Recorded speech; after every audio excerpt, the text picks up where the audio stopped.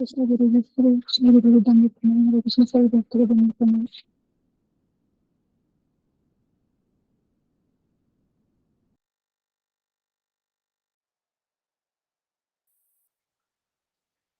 हरे कृष्ण प्रभु जी, दंड प्रणाम। हरे कृष्ण सभी भक्तों को दंड।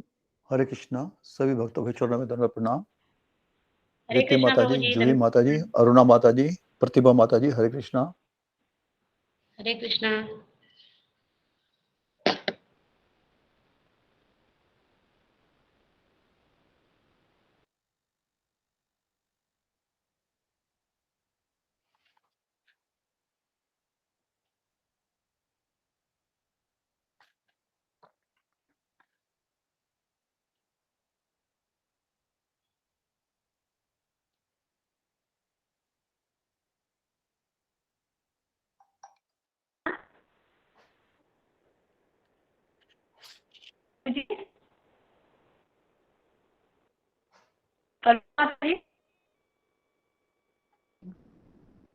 मुझे मेरी आवाज आ रही है? आवाज माता जी कट रही है आपकी, प्रतिभा माता जी, धन्यवाद प्रणाम। हरे कृष्णा, अभी आ रही है? हाँ अब ठीक है जी माता जी। जी, धन्यवाद। हरे कृष्णा, गुरु जी के दंडवत प्रणाम, सभी भक्तों को दंडवत प्रणाम। ओम अज्ञानतिमिरान्धस्य ज्ञानाञ्जनशलाकया चक्षुरुन्मिलितं येन तस्मै श्रीगुरवे नमः। श्रीचैतन्यमनोभीष्टं स्थापितं येन भूतले स्वयं रूप कदा मह्यं नमः। नमो विष्णुपादाय कृष्णपृष्ठाय भूतले श्रीमते भक्तिवेदान्त स्वामिनि नामिने। नमस्ते सारस्वते देवे गौरवाणी प्रचारिणे निर्विशेष शून्यवादी पाश्चात्यदेशतारिणे। वंशकल्पतरुभ्यश्च कृपा सिन्धुभ्य एव च पतितानां पावनेभ्यो वैष्णवेभ्यो नमो नमः। यशुमतिनन्दन व्रजवर नागर यशुमतिनन्दन व्रजवर नागर गोकुलरञ्जनकान गोकुलरञ्जनकान यशोमतिनन्दन व्रजवर नागर गोकुलरञ्जनकान गोकुलरञ्जनकानन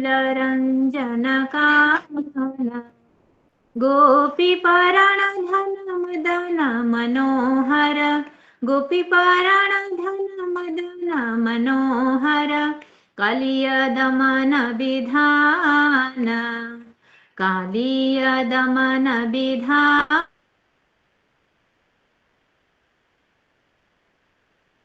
हरे कृष्णा सभी भक्तों को धन्यवाद प्रणाम। हरे कृष्णा। माता जी आवाज कटनी शुरू हो गई आपकी, प्रतिभा माता जी। नागर गोकुल अभिलाषा अमलहमिलाषा विपिन विपिन पर पर बंसी बन सुबा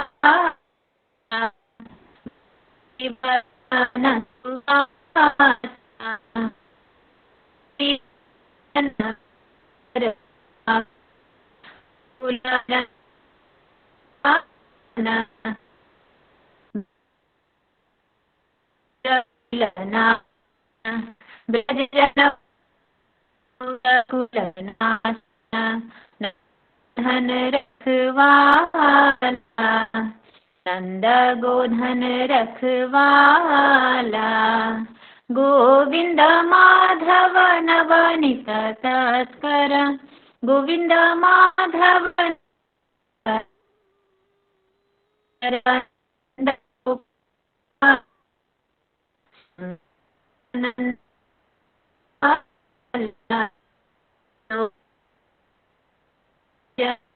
नागर गोकुलरंजन का प्रतिभा माता जी आपकी आवाज बहुत कट रही है।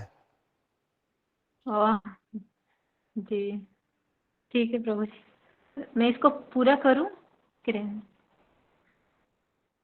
हरे कृष्ण। माता जी करिए, पूरा करिए, आप म्यूट हैं। पूरा धन्यवाद। करिए।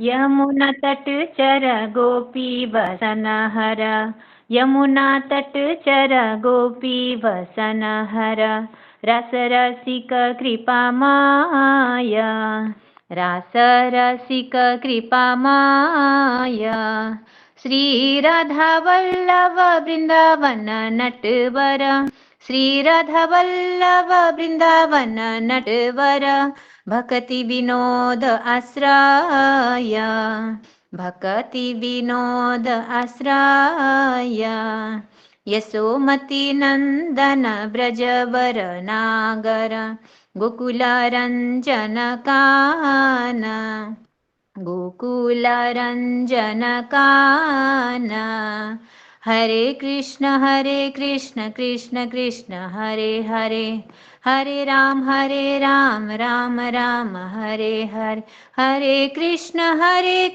कृष्ण कृष्ण हरे हरे, हरे राम राम राम हरे हरे, हरे कृष्ण कृष्ण कृष्ण हरे हरे, हरे राम राम राम हरे हरे। हरे कृष्णा। बहुत सुंदर माता जी, अब आवाज आपकी ठीक आई है। जी अब अर्थ भी बोल दीजिएगा इसका। जी प्रभु जी। इसका अर्थ इस प्रकार है, कृष्ण मैया यशोदा के पुत्र हैं, ब्रजभूमि के दिव्य प्रेमी हैं, गोकुल वासियों को आकर्षित करने वाले कान्हा हैं, गोपियों के प्राण धन हैं, मदन का मन हरने वाले तथा कालिया नाग का दमन करने वाले हैं। कृष्ण के ये नाम गायन करने में अत्यधिक अमृतमय आनंद लेने वाले हैं।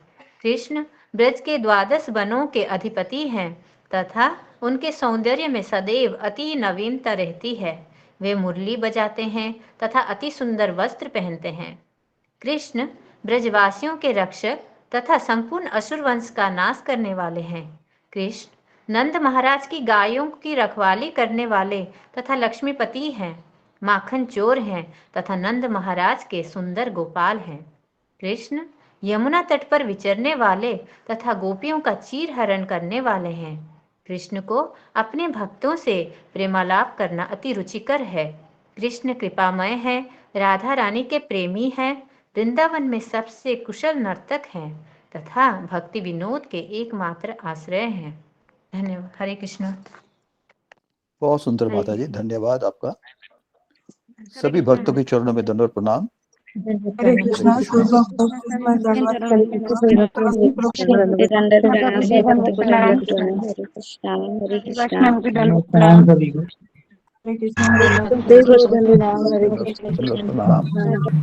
सभी भक्तों के प्रणाम। हरे कृष्ण।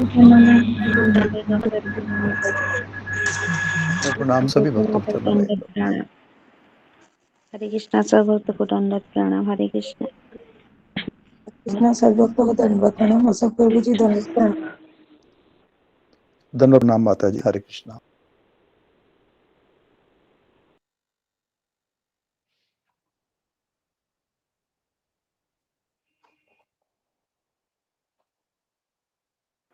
हरे कृष्णा। सभी भक्तों को दंडवत प्रणाम।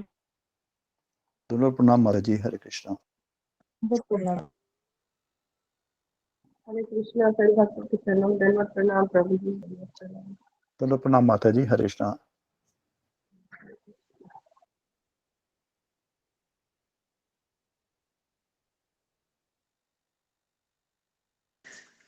हरे कृष्णा। सभी भक्तों को दंडवत प्रणाम। दंडवत प्रणाम देव प्रभु जी। हरे कृष्णा। हरे हरे कृष्ण। कृष्णा। हरे कृष्ण। दंडवत प्रणाम माता जी। हरे कृष्णा। दंडवत प्रणाम। दंडवत प्रणाम माता जी। सतनाम माता जी। हरे कृष्णा। हरे कृष्णा। सभी भक्तों को दंडवत प्रणाम। हरे दंडवत प्रणाम कृष्णा। ममता माता जी। हरे कृष्णा। हाँ, हरे कृष्णा। हरे कृष्णा गुरु जी दंडवत प्रणाम। दंडवत प्रणाम माता जी। हरे कृष्णा। सभी भक्तों के चरणों में दंडवत प्रणाम। हरे कृष्णा। हरे कृष्णा। कृष्ण कृष्ण दंडवत प्रणाम गुरु जी। हरे कृष्णा गुरु जी। हरे कृष्णा गुरु जी दंडवत प्रणाम। भक्तों को हरे दंडवत कृष्णा प्रणाम। गुरु जी दंडवत प्रणाम। सब भक्तों को दंडवत प्रणाम। हरे कृष्णा। दंडवत प्रणाम। सभी भक्तों को हरे कृष्णा हरे दंडवत प्रणाम। आपका चरण में कोटि कोटि प्रणाम। हरे कृष्ण। सर्वभक्तों कोटि कोटि प्रणाम।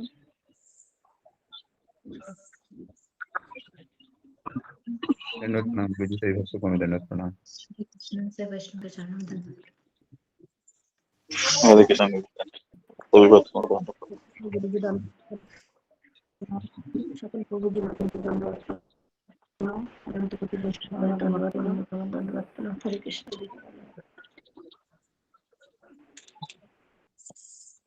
हरे कृष्णा। ओम अज्ञानतिमिरन्धस्य ज्ञानाञ्जनशलाकया चक्षुरुन्मीलितं येन तस्मै श्री गुरुवे नमः। नमो विष्णुपादाय कृष्णप्रेष्ठाय भूतले श्रीमते भक्ति वेदांत स्वामी निति नामिने। नमस्ते सरस्वती देवे गौरवाणी प्रचारिणे निर्विशेष शून्यवादी पाश्चात्य देश तारिणे।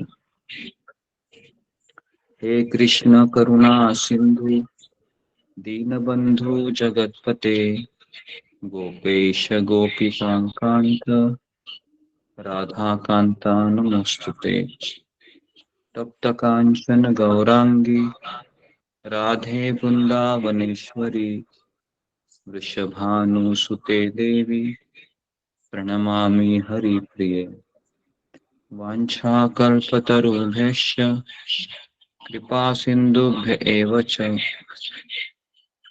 पतितानां पावनेभ्यो वैष्णवेभ्यो नमो नमः। वाञ्छाकल्पतरु श्रीकृष्ण चैतन्य प्रभु नित्यानंद श्री अद्वैत गदाधर श्रीवासादि गौर भक्त वृंद। हरे कृष्णा कृष्णा कृष्णा हरे हरे हरे राम राम राम हरे हरे। मुखं करोति वाचालं पंगुं लंघयते गिरिं यत्कृपातमहं वन्दे श्री गुरु दीनतारिणम्। ओके, हरे कृष्णा। सबका स्वागत है सत्र में। जी अनाउंसमेंट कीजिए अशोक चावला प्रभु, जितने लोग हैं। जी गुरु जी, सब भक्तों के घर में मंगल है गुरु जी, आपकी कृपा से हम सब भक्त परिवारों के लिए और उनके आध्यात्मिक जीवन और प्रगति के लिए भगवान श्री कृष्ण, परम पूज्य श्रीला प्रभुपाद जी महाराज, परम पूज्य श्री राधानाथ स्वामी जी महाराज, परम पूज्य समस्त वैष्णवाचार्यों, परम आदरणीय और पूज्य गुरुदेव, पूज्य भक्तजन के चरणों में सबके लिए मंगल कामना और आध्यात्मिक जीवन प्रगति के लिए मंगल कामना करते हैं। हरे कृष्णा गुरु जी, धन्यवाद प्रणाम। और एक सूचना है कि गुरु जी आज का दिन दिल्ली में है, दिल्ली वासी दर्शन लाभ ले सकते हैं, गुरु जी से कांटेक्ट कर सकते हैं। धन्यवाद गुरु जी। हरे कृष्णा गुरु जी। हरे कृष्णा। तो हम आगे बढ़ते हैं। तो कल से कार्तिक महीना शुरू हो रहा है और पूरे जितने भी महीने हैं उसमें कार्तिक महीने में भगवान कहते हैं कि मैं स्वयं वो कार्तिक महीना हूँ। तो कार्तिक महीने में कल से हम दामोदर अष्टकम गाएंगे लगातार 1 महीना, ठीक है। और जी, और सब लोग है, दीपदान है, हम शाम को भी कार्यक्रम रखेंगे। खास करके सब लोग अपने घर में शाम को दीपदान कर सकते हैं। और जैसा हमने पुरुषोत्तम मास में किया था वैसे ही हम दामोदर अष्टकम का कार्तिक मास में सारे भक्त हैं वह दामोदर अष्टकम गाएंगे और भगवान दामोदर को दीप अर्पण करेंगे। तो मेरा आप लोग सबसे अनुरोध है कि यशोदा दामोदर का फोटो है वो सबके घर में होना चाहिए दामोदर महीने में।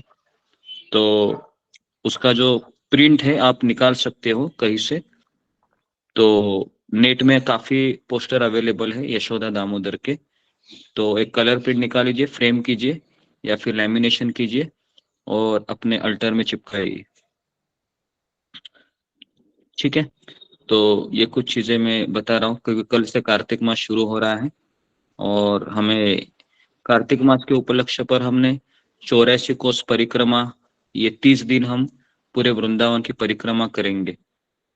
पूरे 30 दिन जितने भी वृंदावन की स्थलियां है, सारे स्थली में हम घूमेंगे, याद करेंगे, मनन करेंगे, चिंतन करेंगे, ताकि हमारा मन कार्तिक महीने में वृंदावन में हो। और दोपहर के समय हमने ये सोचा है कि भगवत गीता के 18 दिन में 18 अध्याय पूरे करेंगे। तो आज से ही दोपहर के क्लास में यही होगा कि 18 दिन में 18 अध्याय पूरे हो जाएंगे और फिर बचे हुए 12 अध्याय में हम कुछ भगवत गीता की शिक्षाएं लेंगे और इस तरीके से कार्तिक महीना के दोपहर के सत्र में भगवत गीता का पारायण करेंगे, हम पाठ करेंगे और सुबह के सत्र में पूरे 30 दिन हम वृंदावन की परिक्रमा कराएंगे, 84 कोस परिक्रमा जिसे कहते हैं। तो हम घर में बैठकर भगवान का स्मरण करके, आपको मैं तस्वीरें भी दिखाऊंगा कुछ। ओके, तो जी, तो इस तरीके से ये पूरा 1 महीने का मैंने आपको प्लानिंग बता दिया कार्तिक महीने का। तो हो सके तो कार्तिक महीना ये इतना पवित्र माना जाता है कि इसमें कोई भी हम कार्य करते हैं तो उसका 1000 गुना फल हमको मिलता है। तो इसलिए कार्तिक महीने में हमको क्या करना चाहिए, क्या नहीं करना चाहिए, इसके ऊपर पहले हम आज दोपहर में क्लास लेंगे और फिर हम भगवत गीता कल से शुरू करेंगे, क्योंकि कल से कार्तिक महीना शुरू हो रहा है। तो आज दोपहर के सत्र में हम इसी की चर्चा करेंगे कि कार्तिक महीने में हमें क्या क्या करना चाहिए जिससे मेरी भक्ति में बढ़ोतरी हो। ओके, तो ये कुछ चीजें मैंने बताई। तो अभी कृष्णा मैं गुरु दिल्ली में बीच में टोकने के लिए क्षमा चाहते हैं गुरु जी। गुरु जी आपने बोला था कि तुलसी महारानी के ऊपर क्लास लेंगे, तो कार्तिक मास शुरू हो रहा है, तो उसके बारे में थोड़ा एक दिन क्लास लेके कुछ बता देते गुरु जी। हरे कृष्ण। गुरु जी बताएंगे। मेरी जी हरे कृष्ण। हाँ जी, तो तुलसी महारानी के ऊपर भी क्लास ले लेंगे हम इसी सुबह के क्लास, सुबह के सत्र में ही या फिर दोपहर के सत्र में हम लेंगे तुलसी महारानी के, किस तरह से तुलसी महारानी के महत्व के बारे में बताएंगे। ओके जी, तो अभी मैं दिल्ली में हूँ और कल ही मैं वृंदावन से आया। तो जैसे मैं सुबह जपा में बैठा तो मेरा मन बिल्कुल नहीं लग रहा था। वृंदावन में ही हम जप करते थे पिछले 1 हफ्ते से, तो सारी चीजें याद आ रही थी वृंदावन की, और अभी भी इच्छा नहीं हो रही है घर जाने की।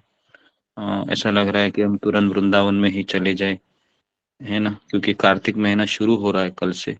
पूरी दुनिया है वो कार्तिक महीने में अपने वृंदावन में आने की सोचती है। इतनी भीड़ थी इस पहले 2 दिन से पहले की एकदम उत्सव की तरह लग रहा था, है ना। तो अभी दिल्ली का भीड़ भाड़ का एरिया देखा तो ऐसा लगा कि कहाँ आ गए सब कुछ, है ना जी। तो अभी हम आज से ये 84 कोस परिक्रमा करेंगे। कितने लोगों को ये टॉपिक अच्छा लगा है कि हम कार्तिक महीने में पूरे वृंदावन की परिक्रमा करेंगे, 84 कोस जो हमने सुनी है।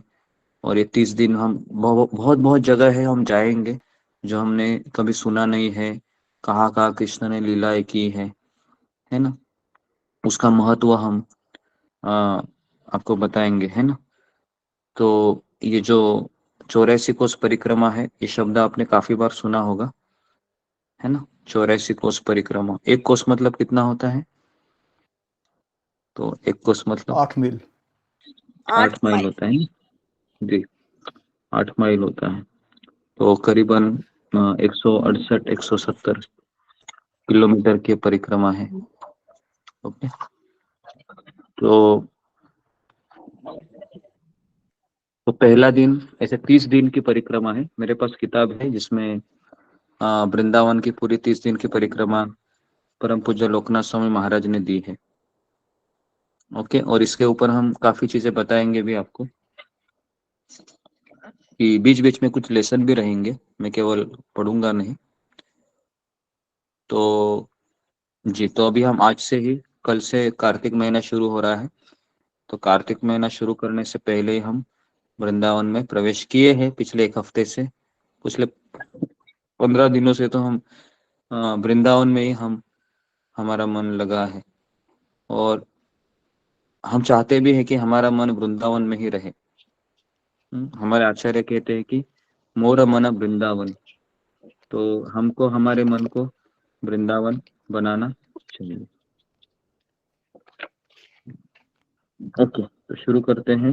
पहले समस्त आचार्य श्रील प्रभुपाद जी, चैतन्य महाप्रभु, पूरी गुरु शिष्य परंपरा, इनको याद करके प्रभुपाद के चरणों में, परम पूज्य गुरुदेव के चरणों में, और समस्त शिल प्रभुपाद के शिष्यों में, और समस्त इस गौड़ीय परंपरा के जितने भी भक्तगण हैं, उनके चरणों में हम प्रणाम करते हुए इसके अंदर प्रवेश करते हैं। क्योंकि कोई भी कार्य शुरू करने से पहले हमें आशीर्वाद लेने चाहिए इन सब के, ताकि हम इसको सफलतापूर्वक संपन्न कर सकें।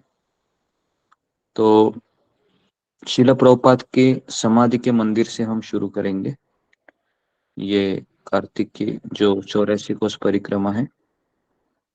तो सबसे पहले शुरुआत कैसे करते हैं, देखिए। शिला गुरुजी, प्रभुपाद के सामने, क्षमा चाहूंगा इंटरप्शन के लिए, रुकावट के लिए।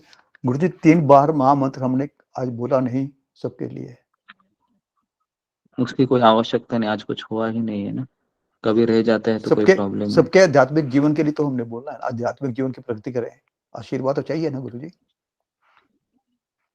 यही सबसे बड़ा आशीर्वाद है, हम भगवान की कथा सुन रहे हैं। ओके, तो कभी ठीक है कभी ऐसा गुरुजी, छूट जाता है तो कोई बात नहीं होती है ना, क्योंकि ठीक है हम भले ही गुरुजी। हरे कृष्ण महामंत्र भी बोले और कथा भी सुने, वो एक ही चीज है। भगवान की कथा, भगवान का नाम, भगवान की लीला, ये अभिन्न है ना। तो भले हम जी कथा भी गुरुजी, शुरू किए हैं, तो इसका लाभ तो हम सबको होगा ही होगा, है ना। ठीक है इस गुरुजी, तरीके से धन्यवाद गुरुजी। तो सबसे पहले है कि शिला प्रभुपाद के समाधि में हम प्रवेश करते हैं, और शिला प्रभुपाद के समाधि में पीतल का मूर्ति है ना। अगर आपने, कई बार मैंने स्टेटस में भी मैं सेंड करता था, वहां पर शिला प्रभुपाद जी की पीतल की मूर्ति है, वो उनकी समाधि है। तो शिला प्रभुपाद के सामने वह मंगल आरती गाते हैं, गुरुवाष्टकम प्रार्थना कहते हैं, और फिर वह शिला प्रभुपाद की पहले पूजा करते हैं। और परम पूज्य लोकनाथ महाराज जब शिला प्रभुपाद के पूजा कर रहे थे उस समय, तो उनको वह दिन याद आया जिस दिन वह अपने आध्यात्मिक गुरु के सामने खड़े थे, और उनके गुरु उनको कह रहे थे कि तुम गोवर्धन परिक्रमा करने के लिए एक बैलगाड़ी की व्यवस्था करो। याद है आपको? कौन थे वो? परम पूज्य लोकनाथ स्वामी महाराज, है ना। तो उनको वो चीज याद आ गई। सोचिए ना, ये कैसा संबंध रहेगा गुरु शिष्य का, कि ये किताब लिखी है 2010 2009-10 के आसपास, और 1977 सोचिए। तो जब वह प्रभुपाद के सामने खड़े थे तो उनको वो दिन याद आया जब मेरे आध्यात्मिक गुरु ने मुझे, है ना। तो कितना वो, अभी हम तो केवल पढ़ रहे हैं, लेकिन उस व्यक्ति को पता होगा, महाराज को, लोकनाथ स्वामी महाराज को, कि उनको सारी बातें वो याद आ रही होगी, कि किस तरह से मेरे आध्यात्मिक गुरु ने मुझे इतना मेरे ऊपर भरोसा करके ये कहा था कि तुम एक बैलगाड़ी की व्यवस्था करो, मेरी अंतिम इच्छा है कि मैं गोवर्धन की परिक्रमा करते हुए मरूं करके। तो हमारे आचार्य है ना, ये घर में मरना पसंद नहीं करते हैं ना। हमारे आचार्य हॉस्पिटल में रह के मरना पसंद करते हैं। वो कहते हैं कि हम भगवान की परिक्रमा करते करते मरना पसंद करेंगे, है ना। तो ये मतलब, वैसे तो प्रभुपाद जी का अंतिम देह तो उन्होंने उस प्रभुपाद ने अपने रूम में ही छोड़ा, लेकिन उनकी इच्छा थी कि मैं गोवर्धन परिक्रमा करते करते मैं अपने प्राण छोड़। तो उनको दिन वो याद आया जो अपनी अंतिम इच्छा थी। आप सोचिए, अपने गुरु की अंतिम इच्छा, है ना, और वो लिख रहे इस किताब को। तो और वो अंतिम इच्छा पूर्ण करने के लिए किसने कहा था? प्रभुपाद जी ने परम पूज्य लोकनाथ महाराज को कहा था। और यही लोकनाथ स्वामी महाराज और राधानाथ स्वामी महाराज, ये दोनों, पता है ना, वो क्रॉस मैदान, जो मैदान में जो फेस्टिवल हुआ था, उसी समय दोनों ही आए थे इस्कॉन में, है ना। तो इसको आप हमेशा याद रखिए, परम पूज्य लोकनाथ स्वामी महाराज और राधानाथ स्वामी महाराज, ये दोनों एक ही समय में आए थे इस्कॉन में, और वो क्रॉस मैदान का फेस्टिवल था। तो इस तरीके से इन्होंने अभी क्या किया कि प्रभुपाद लिखते हैं कि टीके जी ने, घबराओ मत, एक दिन में मेरी मृत्यु नहीं होगी। प्रभुपाद कहते थे तमाल कृष्ण महाराज को कि तुम क्यों घबरा रहे हो, एक दिन मेरी मृत्यु नहीं होगी। एक दिन में हम गोवर्धन जाकर वही अपना भोजन पका सकते हैं, छोटा सा गड्ढा खोदकर चूल्हा बनाएंगे, भोजन पकाएंगे, बहुत अच्छा रहेगा, हम पिकनिक मनाएंगे। कौन ऐसा कह रहे हैं? श्रील प्रभुपाद जी कह रहे प्रभुपाद जी। हैं। क्या कह रहे थे? हम पिकनिक मनाएंगे। तो प्रभुपाद जी कौन से मूड में चले गए थे? तो प्रभुपाद जी साख्य भाव है भगवान श्री कृष्ण से, जो कृष्ण के मित्र है। कृष्ण के मित्र भी कृष्ण को ऐसे ही बोलते थे कि चलो हम पिकनिक मनाएंगे, भोजन करेंगे, है ना। तो वो सारी बातें याद आ रही थी, और परम पूज्य लोकनाथ स्वामी महाराज के आंखों में आंसू आ रहे थे कि अभी मेरे आध्यात्मिक गुरु मेरे सामने एक विग्रह के स्वरूप में उपस्थित है, लेकिन वो दिन उनको याद आ रहे थे जब एक व्यक्तिमत्व के रूप में उनके साथ थे वो। तो श्रील प्रभुपाद वृंदावन परिक्रमा में लोकनाथ महाराज ने सबसे पहले अपने गुरु को सामने रखा। देखिए, कोई भी परिक्रमा है ना, हम करते हैं तो श्रील प्रभुपाद जी और गुरु को स्मरण करके बिना, स्मरण करण तो करते ही है, लेकिन साथ में उनके विग्रह को साथ में रहते हुए हमको परिक्रमा करनी चाहिए। तो परम पूज्य लोकनाथ स्वामी महाराज ने श्रील प्रभुपाद जी का मूर्ति लिया, और उन्होंने इस इच्छा से परिक्रमा करनी शुरू की कि मैं श्रील प्रभुपाद के पीछे पीछे चल रहा हूँ, और श्रील प्रभुपाद जी हमारी यात्रा का प्रतिनिधित्व कर रहे हैं। तो ये मूड होना चाहिए, बहुत जरूरी है कि यात्रा के समय इस मूड को स्वीकार करना कि हमारे आचार्य श्रील प्रभुपाद जी ही हमें इस परिक्रमा को मार्गदर्शन कर रहे हैं। तो हम सबकी यही तीव्र उत्कंठा थी कि उन महान संतों के चरण चिन्हों का अनुगमन करके हमने इस दिव्य पथ पर यात्रा की है। यही एक विनती थी कि हमें उनकी दिव्य दृष्टि के माध्यम से ब्रजधाम की एक झलक मिल जाए।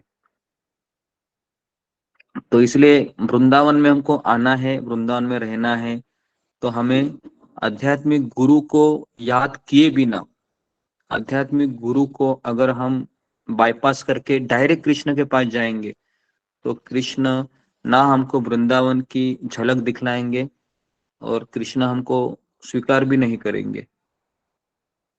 कई लोगों को ये भाव पता नहीं है, लेकिन हमारी गुरु शिष्य परंपरा का ये बहुत बड़ा मूड है कि आध्यात्मिक गुरु श्रील प्रभुपाद जी के बिना हम वृंदावन में हम कोई चीज कर नहीं सकते, चाहे हमें कितने भी साल हो जाए भक्ति में। क्योंकि ये विधि है। विधि क्या है कि पहले गुरु का स्मरण कीजिए और फिर कोई भी कार्य आप शुरू कीजिए। बिना गुरु के स्मरण करके हम वृंदावन में प्रवेश करेंगे तो कृष्ण भी आपको कहेंगे कि भाई आप कहाँ से आए? आप बोलोगे हम दिल्ली से आए, मुंबई से आए।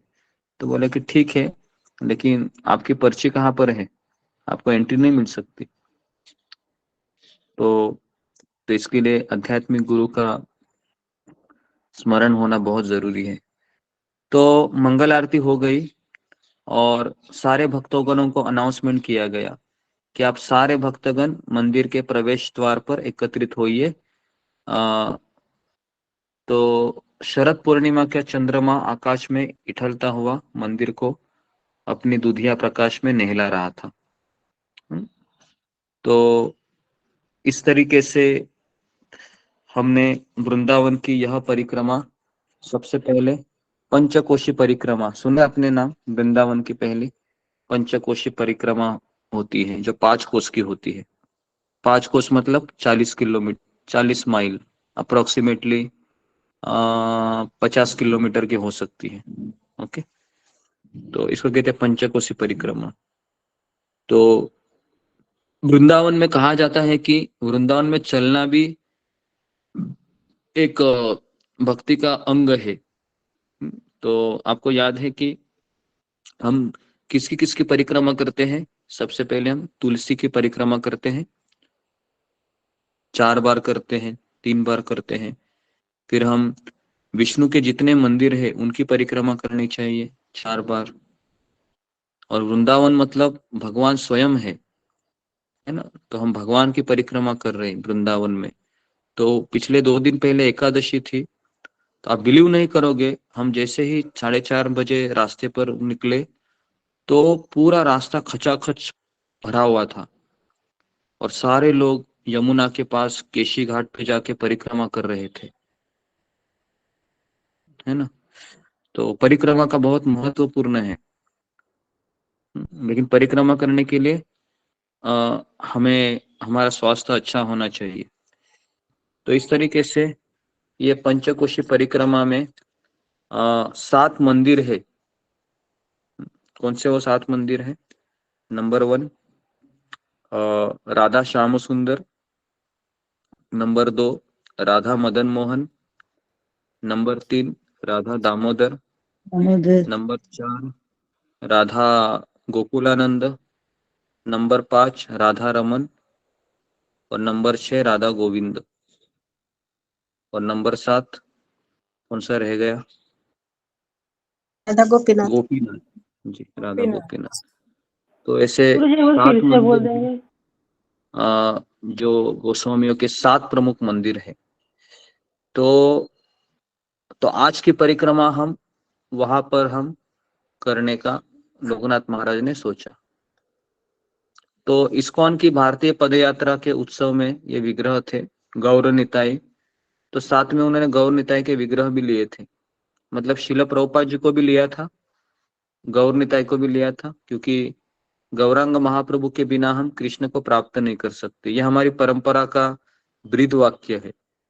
तो इसलिए हम चैतन्य महाप्रभु, नित्यानंद प्रभु, अगर आप कृष्ण बलराम मंदिर में जाएंगे तो सबसे पहले किनके विग्रह है? तो गौर निताई के विग्रह लगते हैं, फिर कृष्ण बलराम के विग्रह लगते हैं, फिर राधा श्याम सुंदर के विग्रह लगते हैं। तो इस तरीके से 28 साल बीत गए। 28 साल उन्होंने पदयात्रा की थी, क्योंकि परम पूज्य लोकनाथ स्वामी महाराज को शिला प्रभुपाद ने आदेश दिया था कि आप बैलगाड़ी में बैठकर भारत के अन्य गांवों में जाके प्रचार करो। तो वो कह रहे थे कि मैंने मेरे आध्यात्मिक गुरु की आज्ञा 28 साल से मैं पालन कर रहा हूँ। 28 साल से मैं केवल एक बैलगाड़ी में बैठकर शिला प्रभुपाद जी की किताब वितरण करता हूँ और वहां पर मैं व्याख्यान दे रहा हूँ और लोगों को कृष्ण भावना से जोड़ रहा हूँ। तो महाराज कह रहे थे कि मैं 1,50,000 किलोमीटर से अधिक मैंने यात्रा की है पिछले 28 सालों में। तो आप सोच सकते हो कि आध्यात्मिक गुरु की आज्ञा का पालन करना ये कितना उन्होंने गंभीरता से लिया था। और आज भी वो कहते हैं कि आज उनका उम्र है 73-74 के है महाराज उसी। तो कह रहे थे कि मैं सक्षम नहीं हूं, कि मेरा शरीर मुझे साथ नहीं दे रहा है, लेकिन फिर भी मैं इस पदयात्रा को मैं पदयात्रा का प्रतिनिधित्व करके वो काफी उनके शिष्यों को अभी वो पदयात्रा में लगा रहे हैं। तो इस तरीके से 2 भक्त एक बैनर लिए चले थे जिसपे लिखा था इस्कॉन 84 कोश ब्रजमंडल परिक्रमा। उनके तुरंत पीछे भक्त निताई गौर सुंदर और शिला प्रभुपाद को उठाए चल रहे थे। और कुछ लेडीज ने अपने सर के ऊपर किसको लिया था? किसको लिया था? और निताई के विग्रह को। राधा श्याम सुंदर, तुलसी देवी को लिया था। तुलसी देवी को लिया था, है ना। आपने देखा नहीं है कभी लेडीज परिक्रमा में तुलसी लेके चलते, हमारे महाराष्ट्र में से काफी लोग चलते हैं। जब वह पंढरपुर में जाते हैं तो काफी लेडीज तुलसी को लेके चलती है। तो अभी हमारे महाराष्ट्र में अब सब जगह पर है कि हमेशा एक तुलसी का गमला रहता ही है, रहता है क्या नहीं? तो उसको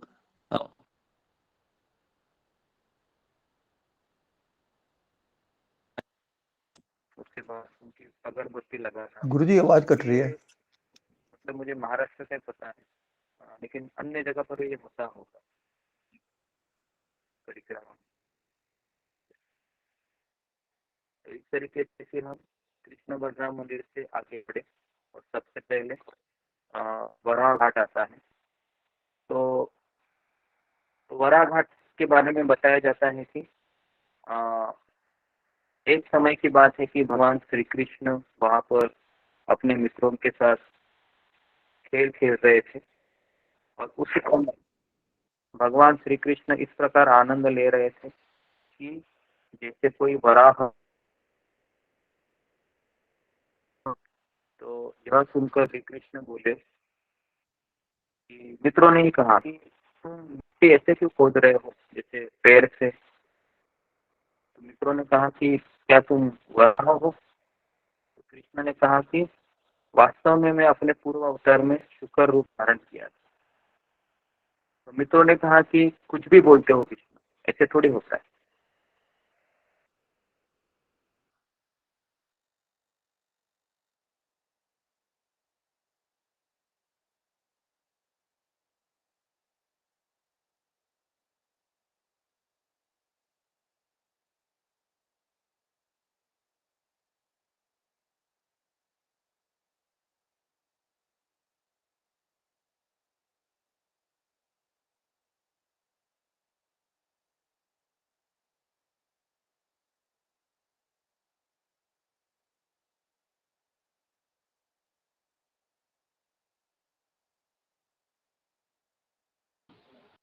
आवाज आ रहा है मेरा सबको? हरे कृष्णा हरे कृष्णा। अब आ रहा है गुरुजी। पहले आवाज नहीं आ रही खराब है। जी, धन्यवाद। तो मैं वराह घाट के बारे में बता रहा था कि कृष्ण और कृष्ण के मित्र जब खेल रहे थे तो कृष्ण के मित्र ने कहा कि तुम इस तरह से मिट्टी क्यों निकाल रहे हो, जैसे कोई वराह शुकर है वह मिट्टी निकाल रहा है। कृष्ण ने कहा कि मैं वास्तव में पूर्व अवतार में मैं वराह ही था। तो मित्रों ने कहा कि कृष्ण तुम तो कभी कभी कुछ भी बोलते रहते हो। कृष्ण ने कहा तुमको देखना है मैं कौन हूँ? तो तुरंत भगवान श्री कृष्ण ने वहां पर वराह रूप दिखाया सारे मित्रों को। तो इसलिए वो वराह घाट कहते हैं, जहां पर वराह देव की विशाल चतुर्भुज मूर्ति है। तो इस तरीके से परिक्रमा में सबसे पहला जो लीला स्थली है वह है वराह घाट है। ओके, इसको आप सब लोग ना लिखते रहिए। अगर आपको 84 कोस परिक्रमा है ना तो बहुत अच्छा रहेगा, आपको हमेशा आपको याद रहेगा कि किस तरह से हम ये, क्योंकि हम 30 दिन यही करने वाले हैं। तो है ना, कभी अगर आपको याद ये सब आ जाएगा, अगर आप नोटबुक में लिखोगे ना, और अगर आपको अनायासी अगर वृंदावन में जाना है तो जैसे गुरुजी म्यूट हो गए आप। गुरुजी आप म्यूट हो गए। जी जी ओके। तो वराह घाट के बारे में मैं लिखना चाहिए। मैं कह रहा था कि हमें एक नोटबुक बनानी चाहिए कि 84 कोस परिक्रमा के लिए छोटी सी एक नोटबुक बनाइए। छोटी सी आती है ना, 100 पेजेस की, 50 पेज की, और उसको नाम दीजिए 84 कोस परिक्रमा करके, क्योंकि अभी हम 30 दिन यही करने वाले हैं। तो पहला दिन, दूसरा दिन, तीसरा दिन, चौथा दिन, तो इस तरीके से अगर ये परिक्रमा खत्म भी हो जाएगी तो अगर आपकी इच्छा होगी कि मैं जरा मेरी नोटबुक को देख लेती हूँ, तो आप तुरंत उसी वृंदावन में प्रवेश करेंगे। तो इसलिए तो अभी वराह घाट से हम आगे गए, थोड़ा सा चलते चलते चलते सारे भक्तगण कीर्तन कर रहे थे हरे कृष्ण महामंत्र का, है ना। और शिल प्रभुपाद जी आगे जा रहे थे, एक भक्त उनको लेके खड़े थे। तो सारी कीर्तन मंडली धुआंधार कीर्तन करते करते आगे जा रहे थे, इसी भाव से कि हम श्री श्री राधा रानी भगवान श्री कृष्ण की लीला को याद करेंगे, लीला स्थली जाएंगे और अपने अस्तित्व को शुद्ध करेंगे और एक दिन हम भगवत धाम में प्रवेश करेंगे। क्योंकि वृंदावन ये ऐसी जगह है जहां पर आप प्रवेश करने के बाद आपको इंद्रिय तृप्ति की इच्छा नहीं होगी। अनायासी इतने लोग, रिक्शा वाला राधे राधे बोलता था, है ना, दुकान वाला भी राधे राधे बोलता था, अगर किसी को चिल्लाना भी था तो वो भी राधे राधे नाम के लेके ही चिल्लाता था। तो ऐसा वृंदावन है और वहां पर आपको अनायासी आपको माला करने की इच्छा होगी, अनायासी आपको भगवान के बारे में सुनने की इच्छा होगी, क्योंकि वृंदावन ये 3 गुणों से मुक्त स्थान है। लेकिन वापस कह रहा हूं मैं, अगर हमें भक्तों का संग नहीं मिला तो उसी वृंदावन में हम बाके बिहारी की लस्सी और वहां के गोलगप्पे खा के वापस आ जाएंगे। तो इसलिए हमें वृंदावन में भी भक्तों के साथ जाना चाहिए। तो इस तरीके से थोड़े समय के बाद फिर दूसरी लीला स्थली आती है जिसका नाम है कालिया घाट। ओके, तो अभी हम कालिया घाट आए हैं। वराह घाट से कुछ ही आगे चलने पर परिक्रमा मार्ग पर ही यमुना के सूखे तट से आ मिलता है ना। वहां पर इस्कॉन की गौशाला को हमने पार किया और एक बड़ा विशाल कदम्ब वृक्ष के पास हम पहुंचे थे। तो हमने आपको दिखाया था वो कदम का वृक्ष, याद है आपको? पहले दिन हमने आपको दिखाया था, बड़ा सा कदम्ब का वृक्ष है। जी जी, तो कदम्ब का वृक्ष है बहुत बड़ा वहां पर। तो दूसरी लीला स्थली का नाम है कालिया घाट। तो इस तरीके से कालिया से मुठभेड़ करने के लिए कृष्ण ने इसी वृक्ष से यमुना की झील में छलांग लगाई थी। देखिए 5000 साल पूर्व अभी हम गए थे तो वहां पर यमुना हमको काफी दूर दिखाई दी, लेकिन 5000 साल पहले वो यमुना का ही एक क्षेत्र था। तो कालिया के विषैले धुएं से पूरे वृंदावन को बचाने के लिए ही भगवान ने ये लीला रची थी और आज भी वह वृक्ष जीवित है। और कुछ अन्य पुराणों में लिखा गया था कि गरुड़ जी जानते थे कि कृष्ण इसी पेड़ से कालिया के ऊपर कालिया का संहार करेंगे। तो गरुड़ जी ने समुद्र मंथन के 2 बूंद उसमें डाल दिए थे। तो आज भी वह पेड़ जीवित था। हमने उसको स्पर्श भी किया, उसकी परिक्रमा की और वहां पर प्रार्थना की कि हे कदम्ब का वृक्ष, जिस तरह से 5000 साल से आप जीवित है और कृष्ण की लीलाओं का आप प्रत्यक्ष प्रमाण है, उसी तरह से हम भी कभी भक्ति में बूढ़े ना हो, हमेशा आपके जैसे ही जवान रहे, है ना, कितने भी साल मुझे भक्ति में हो। तो ये आशीर्वाद हमें कदम्ब वृक्ष से लेना चाहिए कि जिस तरह से आप 5000 सालों से खड़े हैं, उसी तरह से मैं भी अपने जीवन में हमेशा कृष्ण को लेके, आध्यात्मिक गुरु के वचनों को लेके खड़ा रहूं। तो ये हम यहाँ पर प्रार्थना कदम्ब के वृक्ष को करते हैं और फिर हम आगे बढ़ते हैं। और कुछ ही आगे हम चलने पर एक छोटी सी पहाड़ी आती है, उसको कहते हैं द्वादश आदित्य टीला। कहा जाता है कि उसी शिखर पर आज भी मदन मोहन जी स्थित है और सनातन गोस्वामी का वो भजन कुटीर है, उधर ही है। आज से 500 साल पहले वो ऐसी वीरान जगह थी जहां पर कोई नहीं आता था। सनातन गोस्वामी केवल एक लकड़ी की मशाल वहां पर डाल के, है ना, रहते थे। सोचिए उस समय काफी जंगली जानवर भी रहते थे, लेकिन एक सन्यासी को एक विश्वास होता है कि कृष्ण मेरी रक्षा करेंगे, तो इसलिए वह ऐसी अनजान स्थली में भी कृष्ण का भजन करके रह लेता है। हम रहेंगे कैसे? चारों ओर घनघोर अंधेरा है और आपको कहा जाए कि लड्डू गोपाल की पूजा करे, अभी यहाँ पर अकेले करेंगे? आप बोलेंगे बाप रे बाप, लड्डू गोपाल की पूजा, लड्डू गोपाल आएंगे क्या मुझे बचाने के लिए? अगर शेर आएगा तो ये पहला हमारे मन में आएगा, है ना। लड्डू गोपाल तो लड्डू लेके ही खड़े रहेंगे मुझे तो इस तरीके से मन में सवाल आएंगे बहुत। लेकिन सनातन गोस्वामी के मन में ये अनायास था कि कृष्ण मेरी रक्षा करेंगे। तो इस तरीके से द्वादश आदित्य टीला, द्वादश आदित्य का अर्थ क्या है? 12 सूरज, और टीले का अर्थ है पहाड़ी। तो एक समय गाय को चराते हुए कृष्ण की एक लीला के कारण इस स्थान को यह नाम प्राप्त हुआ। तो अभी मैं इस लीला को बताया जा रहा हूँ।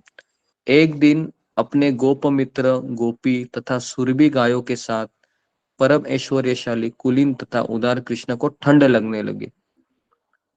तो उसी समय आकाश में 12 सूरज एक साथ प्रकट हुए और भक्ति भाव से अपने तीव्र तेज द्वारा भगवान को गर्माहट प्रदान की।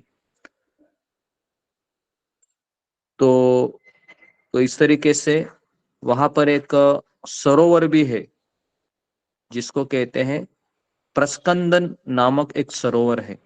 क्या नाम है उसका? प्रस्कनंदन, प्रस्कंदन। क्योंकि जब भगवान को 12 सूरज की गर्माहट लग रही थी तो भगवान के शरीर से पसीना बहने लगा और भगवान के शरीर के पसीने से वह सरोवर उत्पन्न हुआ। तो शरीर से बहने वाले पसीने से इसका निर्माण हुआ और कहा जाता है कि उस जल को सुगंध, भगवान के कृष्ण का सुगंध उस जल को प्राप्त हुआ है। तो कहाँ पर है ये मदन मोहन मंदिर के उस टीले के ऊपर है, द्वादशादित्य टीला। तो वहां पर लेकिन हमको सरोवर नहीं दिखाई दिया, लेकिन रघुनाथ दास गोस्वामी के अनुसार वहां पर एक सरोवर था। तो आचार्यों ने कहा है तो होगा, है ना। गुरु साधु शास्त्र जो कहते हैं सत्य है, इसके अलावा और कोई कहेगा झूठ है, क्योंकि कोई प्रमाण नहीं है उसका। तो मदन मोहन मंदिर तक पहुंचने के लिए यात्रियों को पहाड़ी पर बड़ी सीढ़ियों से ऊपर जाना होता है। तो हम सब लोग ऊपर गए थे और लाल पत्थर से बना यह भव्य विशाल मंदिर दूर दूर से भी दृष्टिगोचर होता है पूरे वृंदावन में। जिस समय गोस्वामीगण वृंदावन में कृष्ण की लीला स्थलियों को खोजने एवं वृंदावन के मंदिरों का पुनर्स्थापन करने के लिए निर्माण कर रहे थे, तो सर्वप्रथम विग्रहों में से मदन मोहन एक था। तो ये मदन मोहन किसके पास थे पहले? तो वर्णन आता है कि मदन मोहन की पूजा पहले अद्वैत आचार्य करते थे, अद्वैत वट में, है ना। और अद्वैत आचार्य से पहले कौन इनकी पूजा करते थे? तो इसका वर्णन आता है कि एक वज्रनाभ जो कृष्ण के प्रपौत्र है, उन्होंने इस विग्रह का स्थापना किया था। तो 5000 वर्ष पूर्व कृष्ण के प्रपौत्र वज्रनाभ, है ना, इन्होंने इस लीला स्थलियों की स्थापना की थी। केवल उतना ही नहीं, ऋषि ने उन्हें, शांडिल्य ऋषि ने उन्हें विग्रहों की स्थापना जिस स्थान पर भगवान की जो लीला हुई थी उसके अनुसार वहां के गांवों में ही करने का निर्देश दिया था। और भागवत महात्म्य के अनुसार भगवान के प्रस्थान के बाद ब्रज की लीला स्थलियां लुप्त हो गई थी। इसलिए भगवान ने वज्रनाभ को आदेश दिया कि तुम जाओ और ब्रज की महिमा को उजागर करो। तो इस तरीके से आज भी भगवान वहां लीलाएं कर रहे हैं, क्योंकि वृंदावन ये भगवान का नित्य धाम है। तो मैं आपको विग्रह के दर्शन कराता हूँ। तो कहा जाता है कि वज्रनाभ ने 16 मूर्तियां बनाई थी। कितनी मूर्तियां बनाई थी वज्रनाभ ने? 16 मूर्ति बनाई थी, है ना। और अलग अलग जगह पर उन्होंने स्थापित करने का इच्छा किया था। तो सर्वप्रथम उन्होंने मदन मोहन, गोविंद देव और गोपीनाथ की मूर्ति बनाई। और इन मूर्तियों का निर्माण इन मूर्तियों को बनाने के लिए किसने मदद की थी कि आप इस तरह से बनाइए? क्योंकि कृष्ण को तो वज्रनाभ ने देखा नहीं था। तो कृष्ण को किसने देखा था उस समय? उत्तरा ने देखा था। उत्तरा कौन है? परीक्षित महाराज की माता, है ना। तो उसने कहा था वज्रनाभ को कि कृष्ण कैसे दिखते थे, तो उनके गाइडेंस के अनुसार ही इन विग्रहों को निर्माण किया था। क्योंकि वो धरती पर वो अकेली थी, उस समय जिसने कृष्ण को देखा था।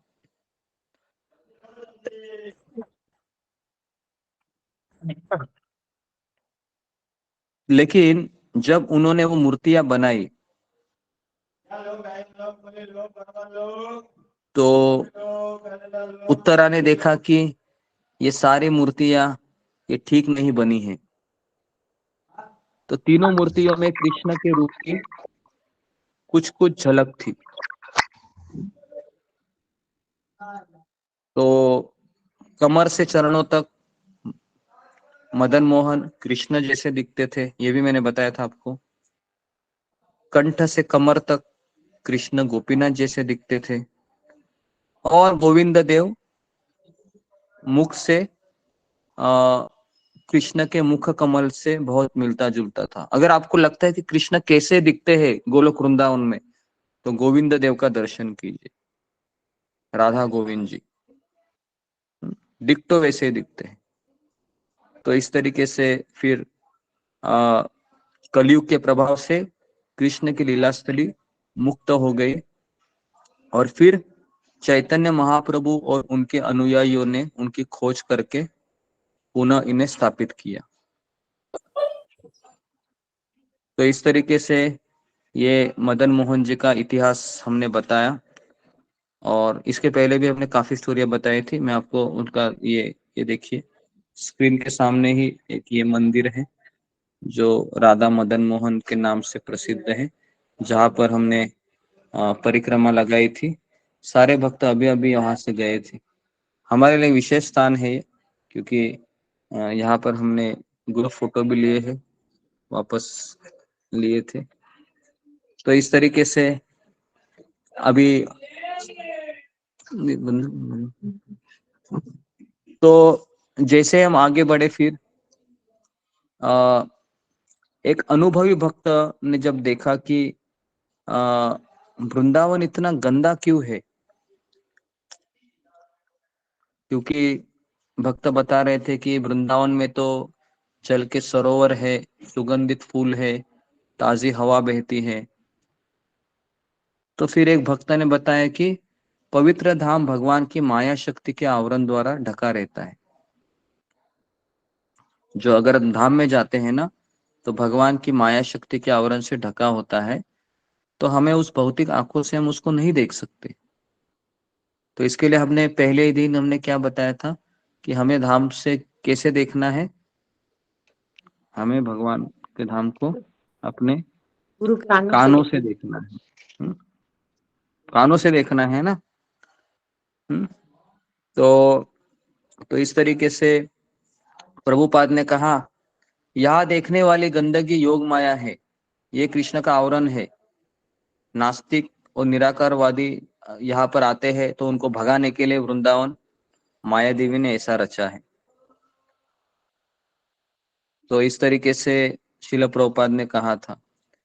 और फिर सूरज उगा, क्योंकि प्रातः में 1.5 घंटा पहले ही उन्होंने मंगल आरती करने के बाद ही सब निकले थे। अचानक फिर सूरज उगा और उनको क्या दिखाई दिया? यमुना मैया, यमुना जी के दर्शन हुए और सब लोग यमुना मैया की जय, यमुना मैया की जय पुकारते हुए भक्तगण भगवान की इस प्रिय नदी को दंडवत प्रणाम किए। तो हमने यमुना का जल सारे भक्तों को भेज दिया है, आज भेज देंगे, आज नहीं तो कल।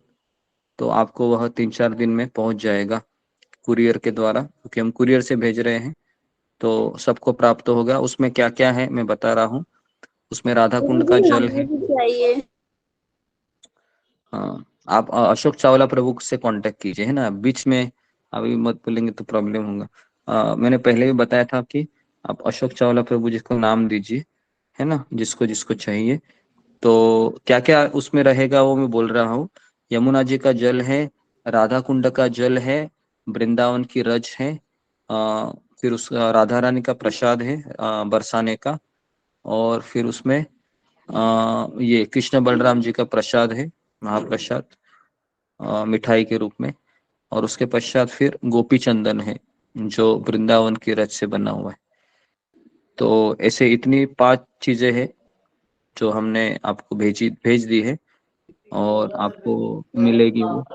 ठीक है। गोवर्धन रज भी है गुरु जी।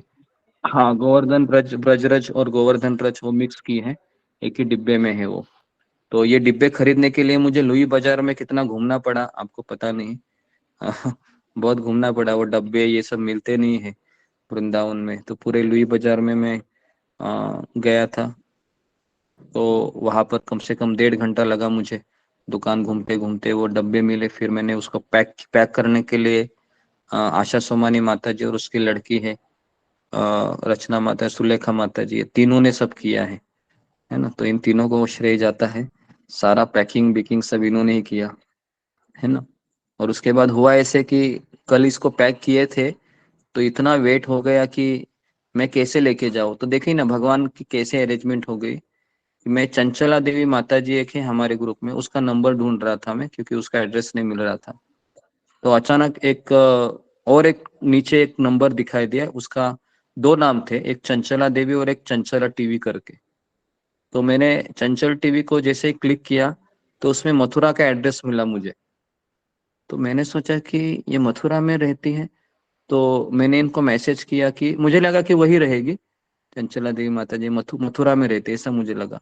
तो मैंने कहा, मैसेज डाला कि मुझे कॉल कीजिए करके। तो एक लड़की का फोन आया, कहा कि मैं चंचल बोल रही हूँ मथुरा से, और गुरुजी आप कहाँ पर हो, तो हम आपसे मिलना चाहते हैं।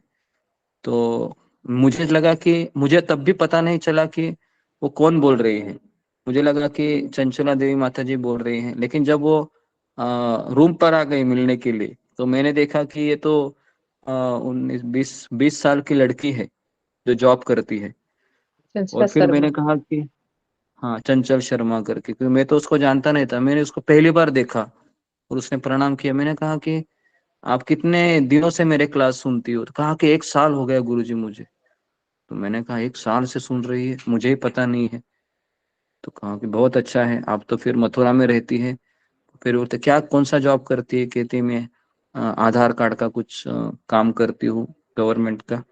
तो मैंने कहा कि ये इतने सारे लिफाफे है कुरियर कुरियर करना है, तो क्या मुझे तुम मदद कर सकती हो। कहते गुरुजी ये मैं तो आसानी से कर दूंगी।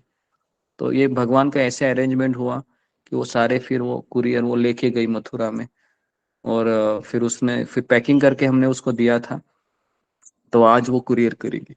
तो ये नहीं तो मैं कल भी नहीं आ सकता था, क्योंकि इतना सब लगेज था मेरे पास। तो मेरे पास तो 2 ही हाथ है और 3-4 बैग थे। तो भगवान ने उसको भेजा, मैं ये भगवान की योजना सोचा कि कैसे वो आ गई, अनजान लड़की थी।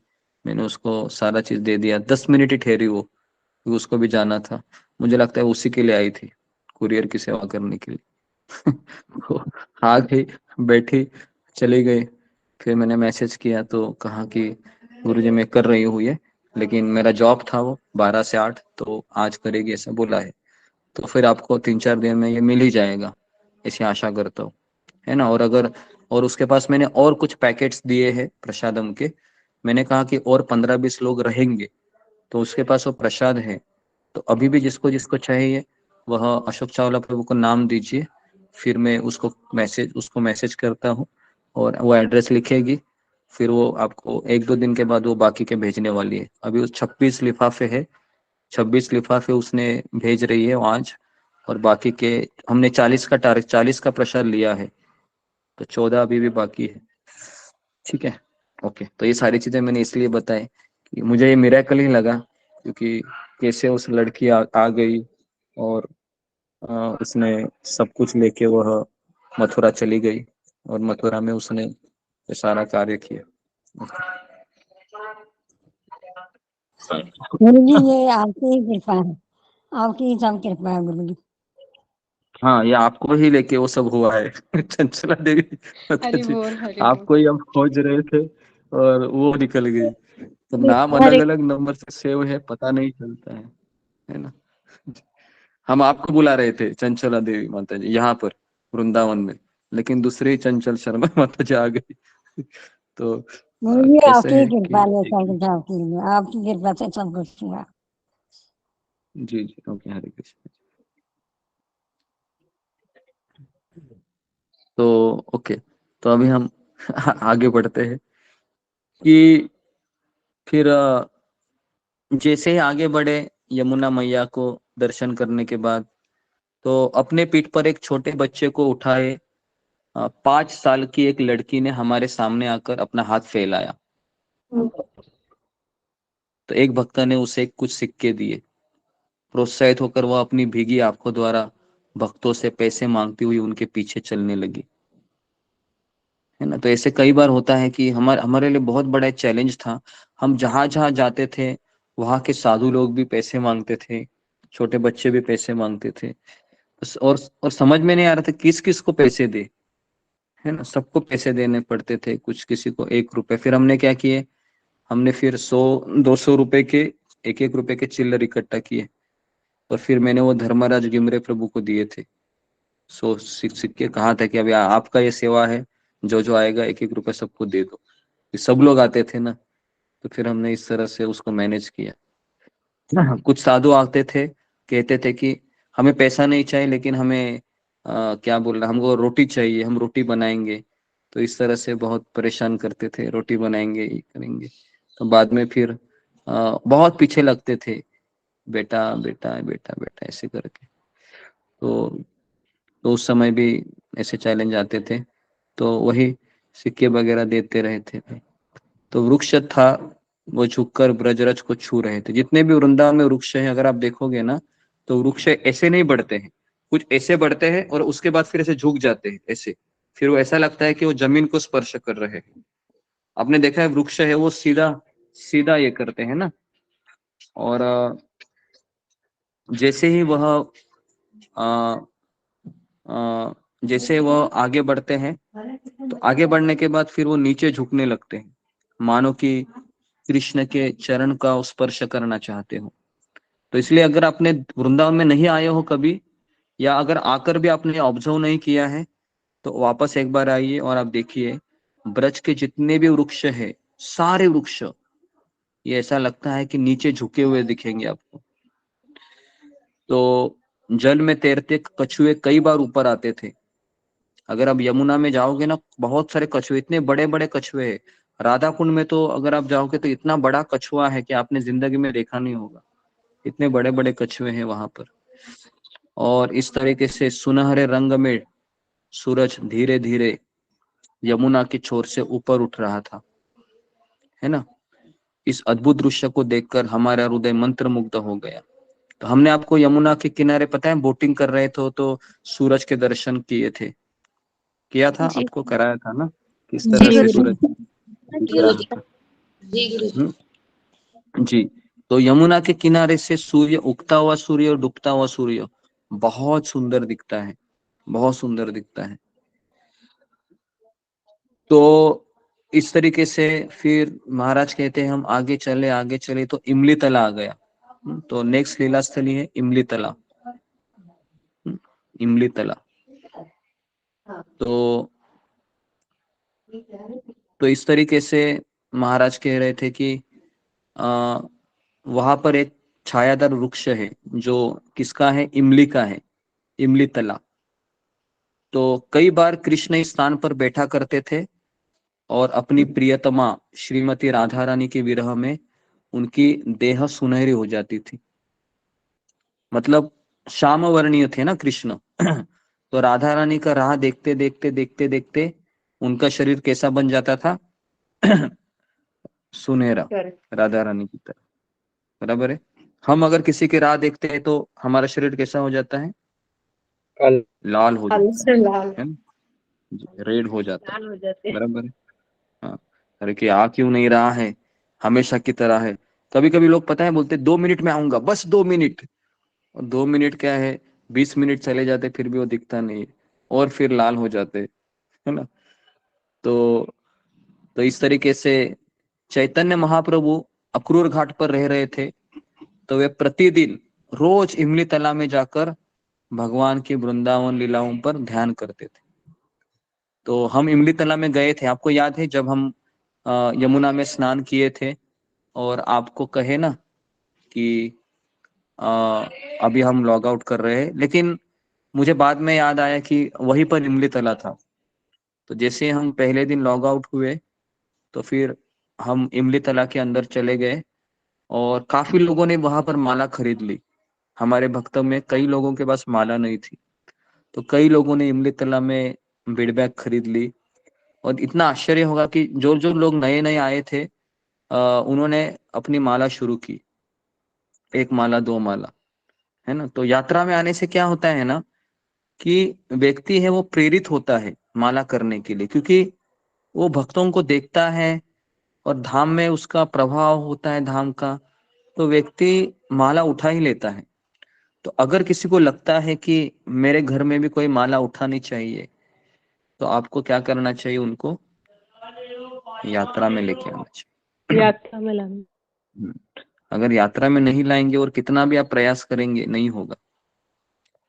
तो इस तरीके से इमलीतला वो जगह है जहाँ चैतन्य महाप्रभु रोज जाते थे और ध्यान किया करते थे, और इस तरह से भावावेश में कई बार उनकी देह शामिल हो जाती थी। इसकी चैतन्य महाप्रभु, है ना। जैसे कृष्ण जब राह देखते थे तो उनका वर्ण सुनहरा होता था, और चैतन्य महाप्रभु जब लीलाओं पे ध्यान लगाते थे तो उनका वर्ण श्यामल हो रहा था।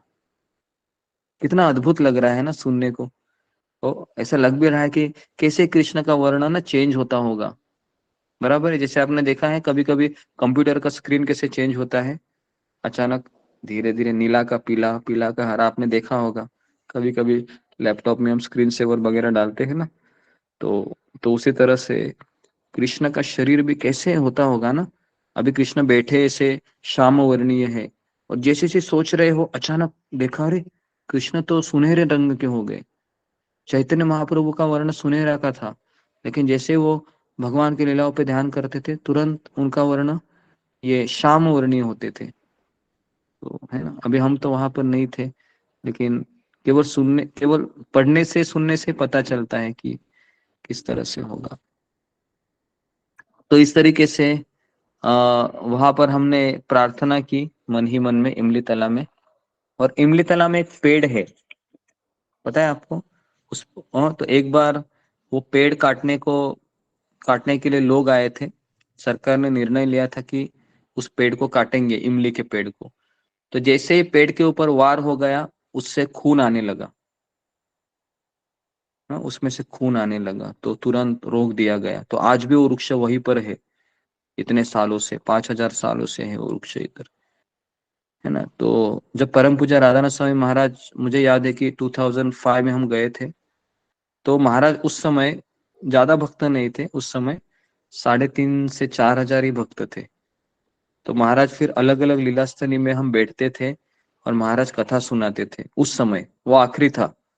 उसके बाद फिर महाराज लीलास्थली में खुद लेके जाना उन्होंने रोक दिया, और फिर वह उनके जो वरिष्ठ शिष्य है वो फिर हमको लीलास्थली में लेके जाते थे, और फिर राधानाथ स्वामी महाराज पंडाल में पूरा कथा बताते थे 3 घंटा।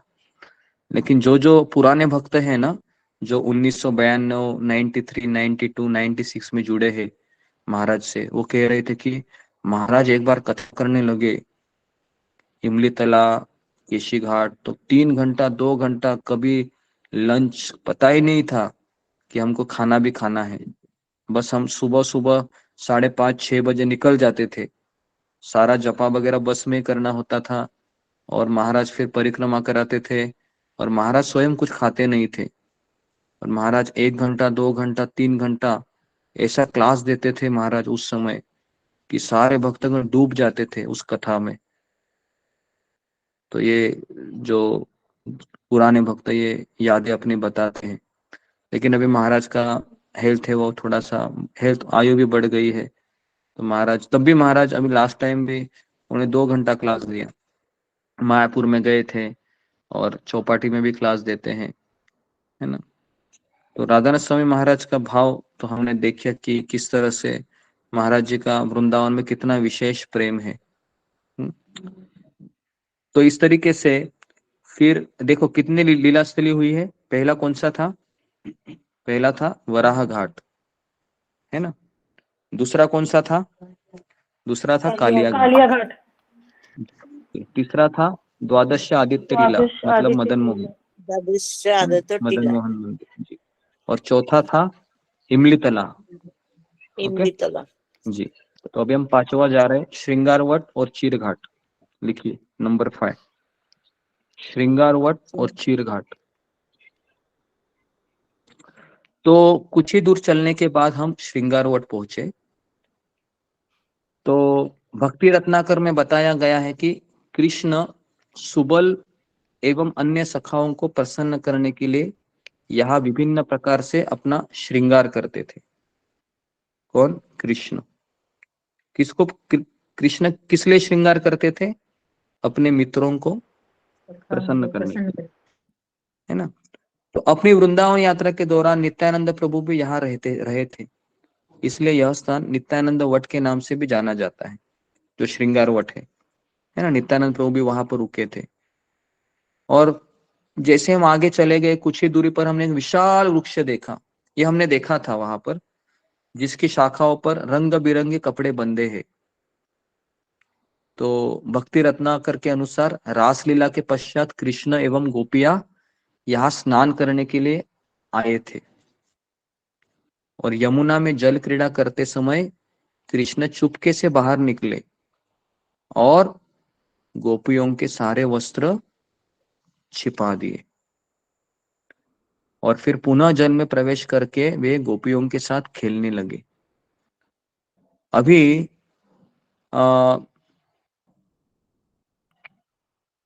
इस लीला से इस स्थान का नाम चीरघाट पड़ा। ओके, चीरघाट मतलब, चीर मतलब वस्त्र, वस्त्र हरण की लीला है ना। तो आपको लीला पता है कि कृष्ण कहते हैं कि आप भी करके, तो गोपियां देखते हैं कि हमारे वस्त्र कृष्ण ने चुरा लिए हैं। तो फिर भगवान श्री कृष्ण कहते कि अगर आप पूरा, मतलब कृष्ण उस लीला के द्वारा ये समझाना चाहते हैं कि पूरा समर्पण आपको करना है ना। तो इस तरीके से इस लीला का चीरघाट पड़ा इस नाम। और परिक्रमा के 21वें दिन हम यमुना के दूसरे छोर पर स्थित एक अन्य चीरघाट पर एक रात बिताएंगे, जहां पर कात्यायनी व्रत के पश्चात गोपियों के साथ ऐसी लीला घटी थी। तो कई बार दो स्थानों का एक ही नाम है। तो जी,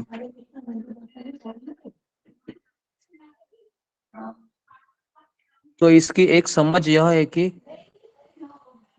ब्रह्मा जी के विभिन्न कल्पों में कृष्ण की लीलाओं में विविधता होती है, तो लीला स्थली भी बदल जाती है। इसका मतलब क्या है कि चीरघाट दो जगह है ना, यमुना का उस पड़ाव में और दूसरी जगह। तो आचार्यों का ऐसा कहना है कि कृष्ण एक ही कल्प में अलग अलग घाट पे लीला करते। चीरघाट दो है। ओके, तो इसको आप ब्रैकेट में लिखिए, दो चीरघाट है। और कुछ लोग इसका तीसरा कारण देते हैं कि कई बार धन के लोभी लोगों ने भी तीर्थ यात्रियों से दान एकत्र करने की लालसा में कुछ स्थानों को लीलास्थली बना देते हैं। ओके, तो जी, तो कितने स्थान हो गए? 4, 5, 5 हो गए जी, 5 हो गए। ओके, नेक्स्ट लीला स्थली का नाम है केशी घाट। केशी घाट वंशीवट, है ना, जो आता है केशी घाट। अब हम केशी घाट की ओर बढ़ रहे हैं। हरे कृष्ण हरे कृष्ण।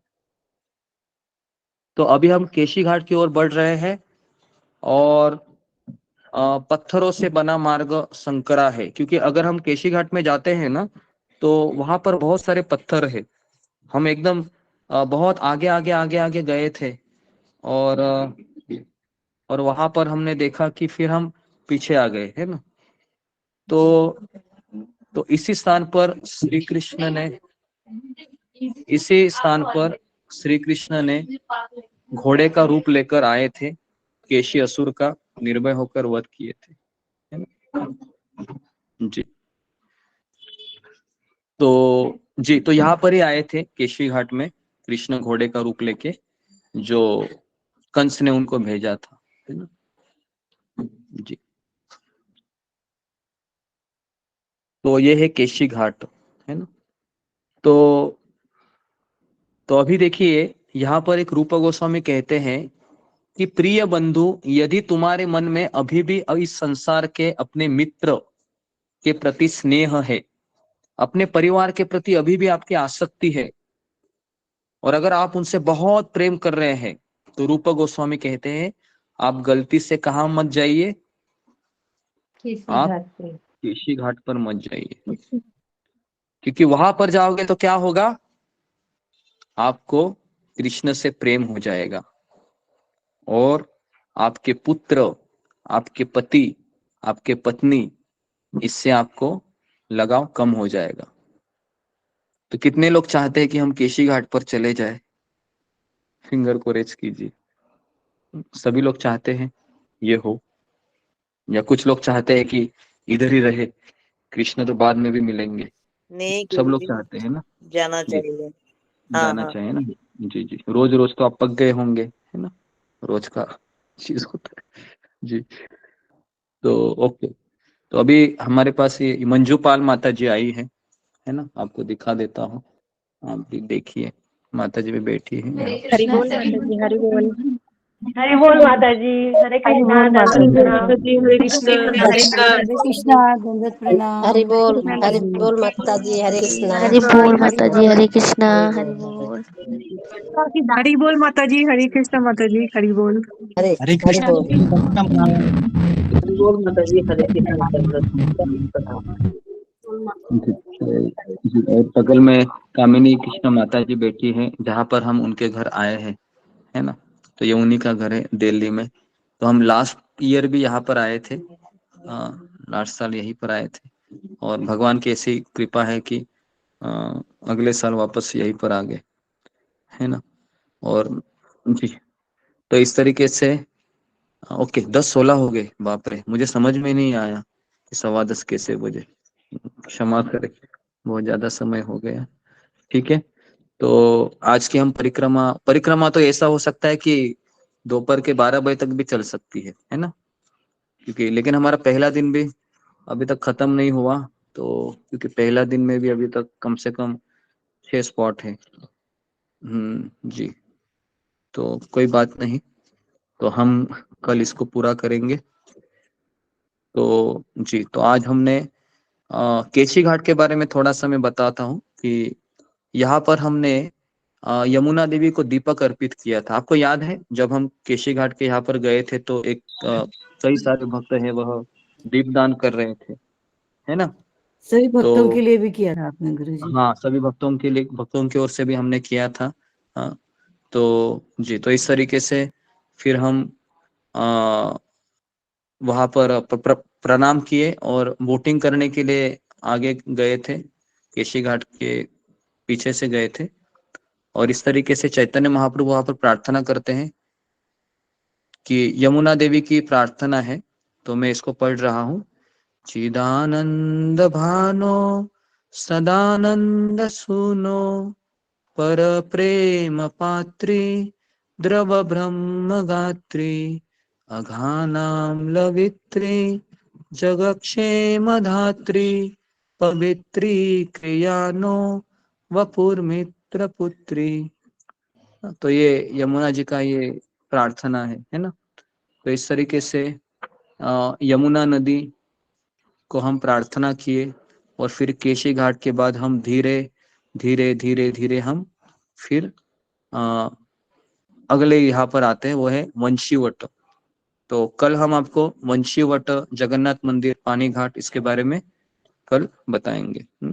ठीक है, तो आज हमारा ये पहला दिन था परिक्रमा का, जो हमने 30 दिवसीय 84 कोस परिक्रमा का विषय हमने लिया है। तो कैसा लगा आपको ये पहला दिन? अच्छा लगा होगा। बहुत मुझे बहुत अच्छा लगा, आनंद आया। बहुत अच्छा लगा गुरुजी, बहुत सुंदर था कथा। जी बहुत अच्छा लगा गुरुजी गुरुजी, बहुत अच्छा लगा, अच्छा अच्छा लगा। लगा, परिक्रमा भी पूरी तो करना है। ओके, बहुत बढ़िया, बहुत बहुत अच्छा सुंदर, लगा। बहुत बढ़िया। जी, तो अभी गुरुजी हम आप यहाँ दिल्ली पर, में हैं? जी जी जी, मैं गुरुजी दिल्ली में हूँ। जी जी, मैं दिल्ली में हूँ, है ना। अभी मैं, मुझे दिल्ली के चौराहे पर खड़ा होना पड़ेगा लगता है, भोंगा लेके, मैं दिल्ली में हूँ, दिल्ली में आ जाइए करके, ऐसा, है ना। दिल्ली में कहाँ तो पर हैं? कहाँ पर है? लक्ष्मी नगर में है, लक्ष्मी नगर करके जगह है, वहां पर है। तो वहां पर लोकेशन मैंने एड्रेस भी भेज दिया है अशोक चावला प्रभु को, तो अशोक चावला प्रभु उसको ग्रुप में डालिए। ठीक है, ठीक है जी गुरु जी। ओके, तो यहाँ पर मैं रुकता हूँ। आप सबका बहुत बहुत धन्यवाद। हरे कृष्णा हरे कृष्णा। हरे कृष्णा हरे कृष्णा हरे कृष्णा भगवान को हरे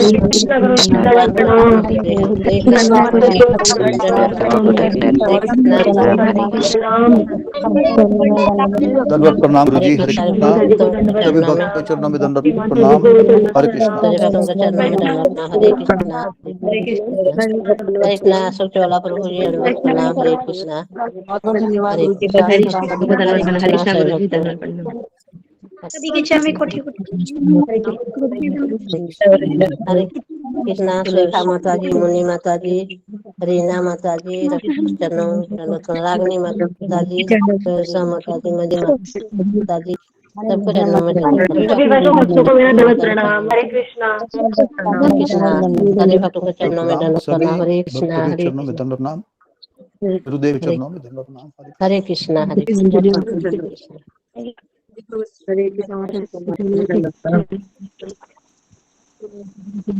प्रणाम। हरे कृष्णा।